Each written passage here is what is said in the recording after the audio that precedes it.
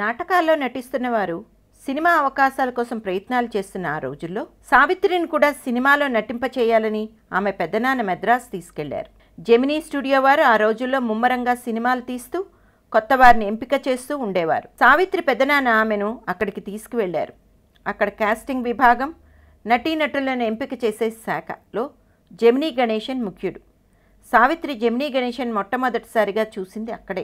అతనే ఆ తర్వాత తన జీవితంలో ప్రవేశించి పతనానికి ముఖ్య కారకుడవుతాడని ఆమెకు అప్పుడు తెలియలేదు. జెమినీ గణేశన్ ఆమెను చూసి సినిమాలో రాణించే అవకాశాలు ఉన్నాయని ప్రోత్సాహపూర్వకంగా మాట్లాడాడు. అయితే తనకు చూపిన ఫోటోలు బాగాలేవని మెడ్రాస్లో ఆర్ఎస్ నాగరాజరావు అనే స్టిల్ ఫోటోగ్రాఫర్ దగ్గరికి వెళ్ళి ఫోటోలు తీయించుకుని బాగా వచ్చిన ఫోటోలు వెనుక అడ్రస్ రాయించి నిర్మాణ సంస్థలకు ఇవ్వవలసిందిగా తగిన సూచనలు చెప్పి పంపించారు గణేశన్. అతను చెప్పిన ప్రకారం సావిత్రి ఆర్ఎస్ నాగరాజరావు వద్దకు వెళ్ళి ఫోటోలు తీయించుకుని తన అదృష్టాన్ని పరీక్షించుకోవడం మొదలుపెట్టింది. 1950లో సాధనా ఫిలిమ్స్ వారు సంసారం చిత్రంలో నటించే అవకాశం సావిత్రికి లభించింది. అది ఎన్టీఆర్, అక్కినేని కలిసి నటించిన తొలి చిత్రం.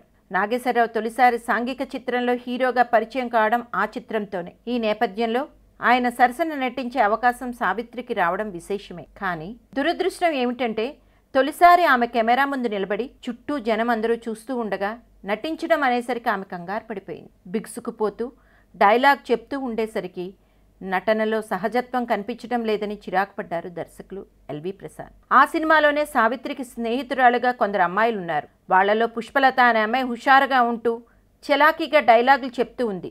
దాంతో ఆమెను అక్కినేని జంటగా ఎంపిక చేసి సావిత్రిని స్నేహితురాల్లో ఒకరిగా మార్చేశారు. ఆ సినిమాలో టకుటకు బండి టమకుల బండి అనే పాటలో అలా సావిత్రి కనిపిస్తారు. అలాగే అక్కినేనితో అచ్చం నాగేశ్వరరావులా ఉన్నావే అని సావిత్రి ఒకే ఒక డైలాగ్ చెప్తుంది. ఆ విధంగా ఆ చిత్రం ఆమెకు ఒక చేదు తీపి అనుభవాన్ని మిగిల్చింది.